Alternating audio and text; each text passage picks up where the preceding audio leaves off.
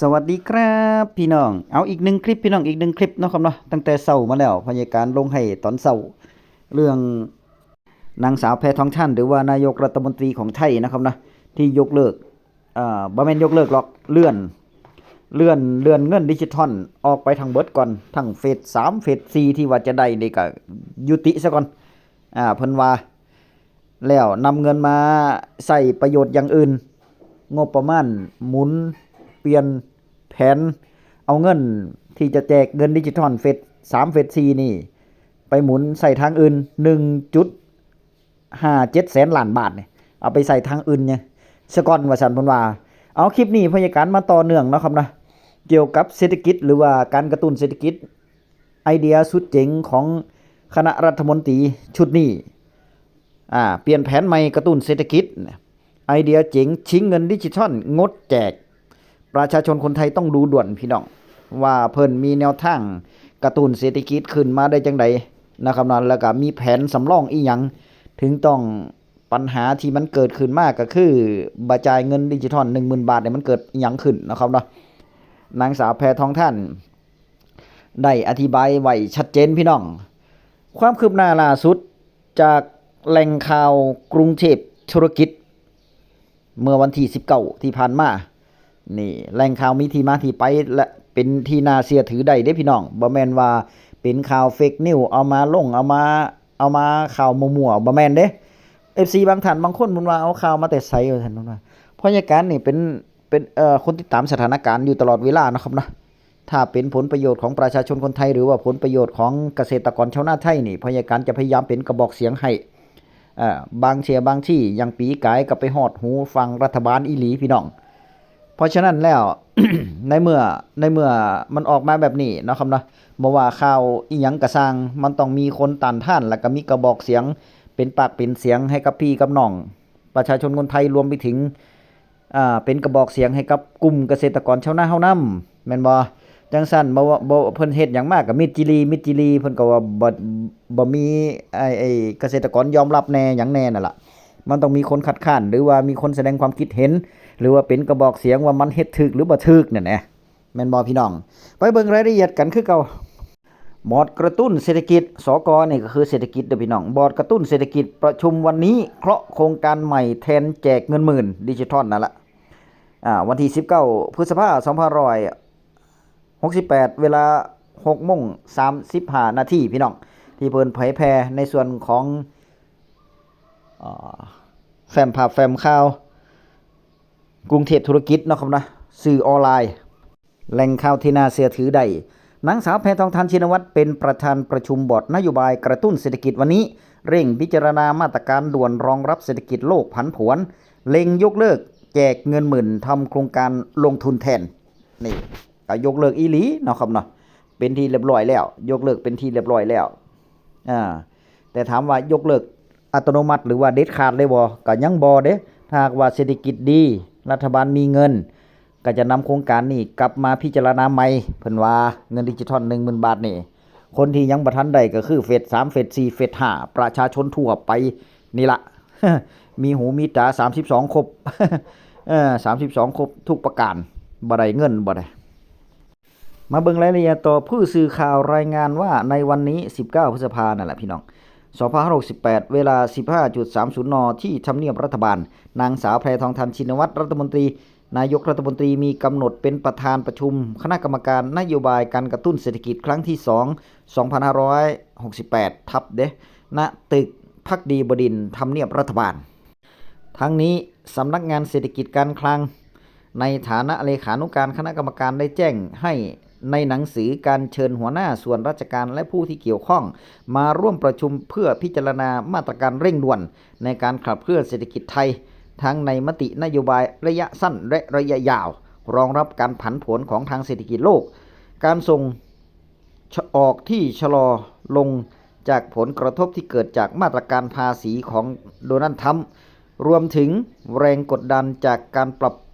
มุมมองความน่าเชื่อถือของไทยโดยสถาบันจัดอันดับที่เปลี่ยนจากมีเสถียรภาพเป็นเชิงลบรวมทั้งยังมีประเด็นที่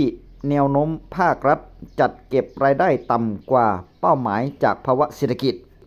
โดยการประชุมครั้งนี้จะมีการทบทวนโครงการกระตุ้นเศรษฐกิจที่เคยเตรียมไว้ในส่วนของงบกลางปี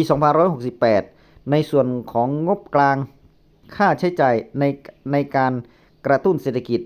และสร้างความเข้มแข็งของระบบเศรษฐกิจขณะที่ต้องหารือเรื่องการจัดการขณะที่ต้องหารือเรื่องการจัดทำแผนงานในโครงการปี2569เพื่อรองรับการปรับโครงสร้างเศรษฐกิจในระยะต่อไปโครงการประชุมครั้งนี้จะมีการทบทวนโครงการกระตุ้นเศรษฐกิจที่เคยเตรียมไว้ในส่วนของงบกลางปี2568ในส่วนของงบการค่าใช้จ่ายในการกระตุ้นเศรษฐกิจและสร้างความเข้มแข็งของระบบเศรษฐกิจขณะที่ต้องหารือเรื่องการจัดการทำแผนงานโครงการปี2569เพื่อรองรับการปรับโครงสร้างเศรษฐกิจในระยะต่อไปด้วยสำหรับวาระสำคัญที่จะมีการหารือในบอร์ดกระตุ้นเศรษฐกิจได้แก่การพิจารณาโครงการมาตรการกระตุ้นเศรษฐกิจของรัฐบาลโดยข้อเสนอในเรื่องนี้รวมถึงการยกเลิกโครงการดิจิทัลวอลเล็ตหรือโครงการแจกเงิน 10,000 บาทในระยะที่3 4เฟส3เฟส4นั่นแหละและนำมาเอาเม็ดเงินกระตุ้นเศรษฐกิจที่เหลือในปีงบประมาณ2568วงเงิน 1.57 แสนล้านบาทไปใช้ในโครงการอื่นๆเพื่อรับผลกระทบเศรษฐกิจนี่เห็นบ่พี่น้องนี่ในหนังสือนี่ก็ระบุอยู่แล้วว่ายกเลิกโครงการเงินดิจิทัลวอลเล็ตเนี่ยเห็นบ่ในโครงการอื่นๆเพื่อรับผลกระทบทางเศรษฐกิจที่จากการขึ้นภาษีศุลกากรของสหรัฐและการหารือเรื่องการสั่งการของนายกรัฐมนตรีในการประชุมคณะรัฐมนตรีเมื่อวันที่6 พฤษภาคม 2568ที่ระบุว่าสถานการณ์เศรษฐกิจโลกในปัจจุบันอยู่ในภาวะผันผวนอันเนื่องจากสงครามการค้าและการประกาศนโยบายการจัดเก็บภาษีศุลกากรตอบโต้ของประเทศมหาอำนาจซึ่งส่งผลกระทบถึงประเทศต่างๆที่เป็นคู่ค้าด้วยทำให้ธนาคารโลกและสถาบันต่างๆได้คาดการณ์ว่าการเติบโตทางเศรษฐกิจของโลกและของประเทศไทยจะต่ำกว่าที่เคยได้รับการคาดการณ์ไว้โดยสถาบันจัดอันดับความน่าเชื่อถือได้ปรับมุมมองความน่าเชื่อถือของประเทศไทยคือตะกี้การมุมมองของความน่าเชื่อถือไทยนี่โอ้เป็นเชิงบวกเลยพี่น้องเป็นเชิงบวกแต่ว่าณปัจจุบันนี้เป็นเชิงลบหมดแล้วนะครับนะจากมุมมองจากต่างประเทศนอกจากนี้ในการทำงานมาตรการให้มุ่งไปที่การแก้ปัญหาที่จะเกิดขึ้นในอนาคตรัฐบาลจึงเห็นสมควรให้มีการปรับเป็นต้องพิจารณาทบทวนให้สอดคล้องกับสถานการณ์ดังกล่าวและรายได้ของรัฐที่ลดลงเช่นการใช้งบประมาณรายจ่ายงบกลางประจำปี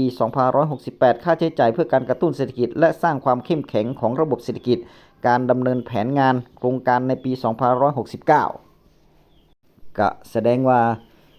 งบประมาณที่เคยเว้ากันที่เคยประชุมกันเสียเวลามาเป็นปีๆนี่ก็ต้องนำมาพิจารณาใหม่เบิดเด้เนี่ยเพราะในการว่านะครับเนาะนี่เสียเวลาเป็นปีๆเลยรวมทั้งจะต้องเร่งปรับเปลี่ยนโครงสร้าง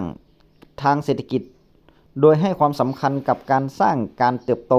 ของเศรษฐกิจในประเทศให้มากขึ้นเน้นการลงทุนและการสร้างความเข้มแข็งให้กับเศรษฐกิจรากฐานของผู้ประกอบการและวิสาหกิจขนาดกลางและขนาดย่อมเพื่อให้ประเทศสามารถรับมือความผันผวนของเศรษฐกิจโลกได้อย่างเข้มแข็งต่อไปเดี๋ยวพอในการสรุปให้ฟังในส่วนของหัวข้อข่าวมานะครับนะขอบคุณในส่วนของฐานเศรษฐกิจออนไลน์ที่เพิ่นได้แจ้งมาเนาะครับนะที่เพิ่นได้แจ้งให้กับนำเสนอข่าวตัวนี้ออกมาเพราะว่าจังซั่นก็บ่ฮู้เลยว่าแผนในการกระตุ้นเศรษฐกิจใหม่ครั้งใหม่นี่มันเป็นจังไดนะครับนะแต่ทั้งนี้ทั้งนั้นก็ยังบ่มีความชัดเจนนี่ว่าเพิ่นสิเฮ็ดหยังก่อนหน้าหลังเนาะครับนะแต่ว่าตอนนี้ก็คือเท่าที่ฮู้ก็คือการประชุมที่ผ่านมาพี่น้องครม.อนุมัติแผนการนั้นแผนการนี้ออกมานี่นำมาพิจารณาใหม่เบิดว่าอันไหนเร่งด่วนหรือบ่เร่งด่วนอันไหนสำคัญหรือบ่สำคัญอันไหนที่เกี่ยวข้องกับเศรษฐกิจจังซี่นี่เพิ่นจะนำมาพิจารณาใหม่แล้วก็ปรับความสมดุลให้มันได้กันเพิ่นว่าส่วนเงินดิจิทัล 10,000 บาทนี่ก็คงจะจบแล้วล่ะ พยาการว่าจบแล้วเนาะครับนะแต่ว่าเงินดิจิทัล 10,000 บาทเนี่ยแจกกระดนดาบ่แจกกระดนดาดินายกอ่ะแม่นบ่พี่น้องบางคนบางอย่างสมมุติว่าเพิ่นแจกเฟส1เฟส2ไปแล้วคนที่ได้ขอบคุณก็มีแต่ว่าคนที่บ่ได้ก็ด่าหั่นแหล้ว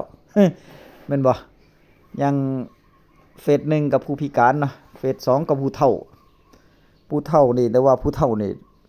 คนพิการสำหรับคนพิการที่ยังบ่ได้ก็มีเด้ตั้งแต่เฟส1มาหาเฟส2น่ะเพราะว่าหยังเพราะว่าซุมนี้นี่บ่มีโทรศัพท์มือถือพี่น้องคนพิการบ่มีโทรศัพท์มือถือผู้เฒ่าบ่มีโทรศัพท์มือถือก็ว่าจะไปเก็บตกเฟส3เฟส4เฟส5พุ่นน่ะจะไปเก็บตกเอาว่าซั่นเพิ่นว่าสำหรับคนที่ยังบ่ทันได้แต่ไปๆมาถ้ายกเลิกกลางคันกลางหาวแบบนี้นี่ก็คือจบล่ะคนที่ได้ส่วนน้อยคนที่บ่ได้ส่วนหลายอันนี้บ่แจกบ่ให้ก็จะโดนด่าเด้อบ่ดิแม่นบ่ว่าเว้าแล้วเป็นนายกแล้วเว้าแล้วเฮ็ดบ่ได้เนาะครับเนาะเฮ็ดบ่ได้เฮ็ดให้ประชาชนเสียความรู้สึกเสียศรัทธาแล้วก็มุมมองที่เคยคิดว่าดีๆมันก็จะลบก็จะจางหายไปเด้อบัดนี้สมัยหน้า พยาการบ่รับรองเลยว่าจะได้กลับมาเป็นครม.หรือว่ารัฐบาลอีกบ่อันนี้ก็ถือว่าขึ้นอยู่กับการตัดสินใจของประชาชนคนไทยนี่แหละเนาะครับเนาะพิจารณาเอาความจริงว่าตอนนี้เศรษฐกิจของประเทศไทยมันเป็นจังไดยกเลิกเงินดิจิทัลวอลเล็ตนี่สมควรบ่เนาะครับเนาะก็มาลงคอมเมนต์ออกความเห็นนํกันหรือว่า เงินบ่มีถ้าเงินบ่มีอันไหนที่ซอยประเทศชาติได้ก่อนก็อันนี้ก็สมควรอยู่เนาะครับเนาะพยุงเศรษฐกิจประเทศไทยให้หลุดพ้นจากวิกฤตไปก่อนจังซี่นี่มันจะเป็นต้มยำกุ้งแน่จังไดแน่เนี่ยเศรษฐกิจประเทศไทยเพราะฉะนั้นก็อันไหนถ้ามันสำคัญกับประเทศชาติหรือว่าประเทศไทยนี่